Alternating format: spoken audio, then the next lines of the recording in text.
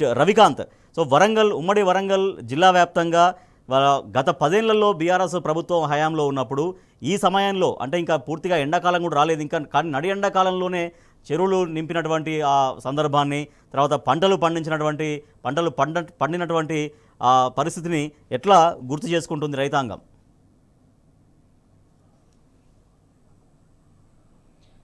రాజేష్, మీరు చెప్పినట్టు జనగామ కావచ్చు, మహబూబాబాద్ లాంటి ప్రాంతాలు కావచ్చు, అనేక ప్రాంతాలు అంటే ఉమ్మడి వరంగల్ జిల్లాకు సంబంధించి దేవాదుల ఎస్ఆర్ఎస్పి ద్వారా నడి ఎండాకాలం నిండుకుండల చెరువులు తలపించే పరిస్థితుల్లో ఇవాళ నిర్రెలు బారిపోయి కనిపిస్తూ ఉన్నాయి. ఒక ఎడారిలా ఆ చెరువులు కావచ్చు, చెక్ డ్యాములు కావచ్చు, వాటర్ సోర్స్ సంబంధించి ఏదైతే వాటర్ సోర్స్ ఉంటుందో పంటలకు సాగునీటికి సంబంధించి ఆ వాటర్ సోర్స్ సంబంధించినటువంటి చెరువులు, వాగులు, కుంటలు అన్నీ కూడా ఎండిపోయి ఒక ఎడారిని తలపించే విధంగా మనకు కనిపిస్తూ ఉన్నాయి. ఇవాళ మనం వెళ్ళినటువంటి జనగామ జిల్లాకు సంబంధించి సీతారాంపురం గ్రామం కావచ్చు, ఇతర గ్రామాలు కడవెండి కావచ్చు, ఇలాంటి గ్రామాలకు సంబంధించిన రైతులు మేము నీళ్ళు ఇవ్వమంటే పంటలు సాగు చేసే వాళ్ళం కాదు కదా అని ఒక ప్రశ్న అయితే లేవనెత్తుతున్నారు. ఇప్పటికీ ఒక రైతును ఉదాహరణగా మనం తీసుకున్నట్టయితే సీతారాంపురం గ్రామానికి సంబంధించి ఆ గ్రామంలో ఒక 7 ఎకరాలు వేసినటువంటి రైతుకు సంబంధించి ఒక్క మడి మాత్రమే ఇప్పుడు బ్రతికేటువంటి పరిస్థితిలో ఉంది. ఆ ఒక్క మడికి నీళ్ళు ఇస్తారా లేదా అనేది ఒక ప్రశ్నార్థకంగా మారిన పరిస్థితి. ఇటు మనం చెప్పుకున్నటువంటి జనగామ మండలం ఏదైతే వడ్లకొండ గ్రామం కావచ్చు, అన్నీ కూడా ఒక 50% పంటలన్నీ కూడా ఇప్పటికే ఎండిపోయి పశువులకు దానాగా మారిన పరిస్థితుల్లో ఇప్పటికైనా ఏదైతే బొమ్మకూరు కావచ్చు, దేవాదుల ప్రాజెక్టుకు సంబంధించినటువంటి నీళ్లు అందిస్తే ఆ పంటలైనా బతుకుతాయన్నటువంటి ఒక ఆశాభావం రైతుల్లో కనిపిస్తూ ఉంది.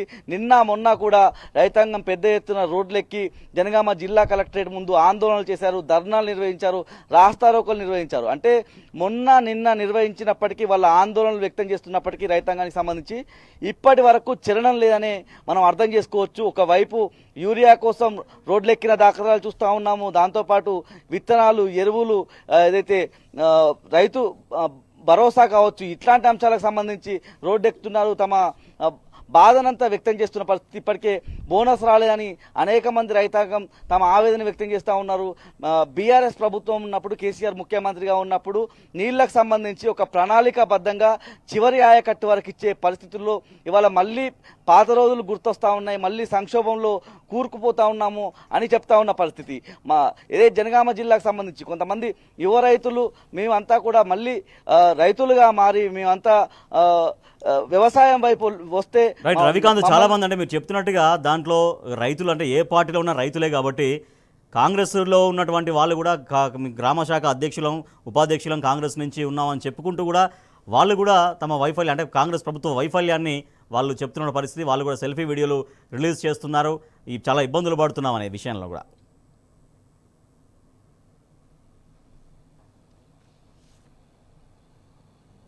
జనగామ జిల్లాకు సంబంధించి ఓ గ్రామానికి సంబంధించినటువంటి కాంగ్రెస్ గ్రామశాఖ అధ్యక్షుడు తన బాధ వ్యక్తం చేస్తూ, ఆవేదన వ్యక్తం చేస్తూ ఇవాళ సీఎంగా ఉన్నటువంటి రేవంత్ రెడ్డి కావచ్చు, జిల్లాకు సంబంధించినటువంటి జనగామ కాంగ్రెస్ పార్టీ నాయకుడు కొమ్మూరి ప్రతాప్ రెడ్డి పేరు ప్రస్తావిస్తూ నా భూములు ఎండిపోతున్నాయి, ఇప్పటికే 33 బోర్లు వేశాను, అవన్నీ ఎండిపోయే పరిస్థితిలో ఉంది, ఇప్పటికైనా కొన్ని నీళ్ళైనా ఇప్పటికే పంటలంతా ఎండిపోయింది, ఆ ఉన్న కొద్దిపాటి పంటనైనా రక్షించుకునే విధంగా సాగునీరు అందించాలన్నటువంటి ఆవేదన వ్యక్తం చేసిన క్రమంలో ఆ పార్టీకి సంబంధించినటువంటి జిల్లా నాయకత్వం కూడా సీరియస్ అయిన పరిస్థితి మనకు కనిపిస్తూ ఉంది. నువ్వు ఎందుకు వీడియో చేశావన్నటువంటి అంశాన్ని కూడా వాళ్ళు లేవనెత్తి ఆయన మీద ఆగ్రహం వ్యక్తం చేసినట్టుగా కనిపిస్తూ ఉంది. ఒక రైతు ఏ పార్టీలో ఉన్నా అతను రైతే కాబట్టి కనీసం సాగునీరు విషయంలో, సాగునీరు అందించే విషయంలో ఒక సూచనగా తీసుకొని ఆయన మాటల్లో కూడా అదే సూచన మాత్రమే కనిపించింది. సాగునీరు అందక పంట పొలం ఎండిపోతా ఉంది, సాగునీరు అందించాలన్నటువంటి ఒక సూచనగా తీసుకొని ఆ రైతు ఆవేదనను గ్రహించి అక్కడే బొమ్మకూరు కావచ్చు, ఇతర దేవాదుల ప్రాజెక్టు సంబంధించి అంటే ఏదైతే దేవాదుల ద్వారా ఇటు జనగామ జిల్లాలో మొత్తం 7 రిజర్వాయర్లు ఉంటాయి. ఆ రిజర్వాయర్లకు సంబంధించి పుష్కలంగా నీరున్నప్పటికీ ఆ కాలువలన్నీ కూడా ఇవాళ చెట్లు కావచ్చు పూర్తిగా అవన్నీ సిల్టుతో పేరుకుపోయిన పరిస్థితి. కొంతమంది రైతులైతే మీరు ఆ కాలువలను బాగు చేసుకోవాలన్న పరిస్థితుల్లో వాళ్ళు తలో 1000 రూపాయలు, ఇంటికో 1000 రూపాయలు వేసుకొని అక్కడ ఆ కాలువలను పరిశుభ్రం చేసుకున్నప్పటికీ ఆ కాలువల ద్వారా నీళ్లు రావడం లేదని ఆవేదన వ్యక్తం చేస్తున్నారు. ఒక రైతుగా ఆ కాంగ్రెస్ పార్టీకి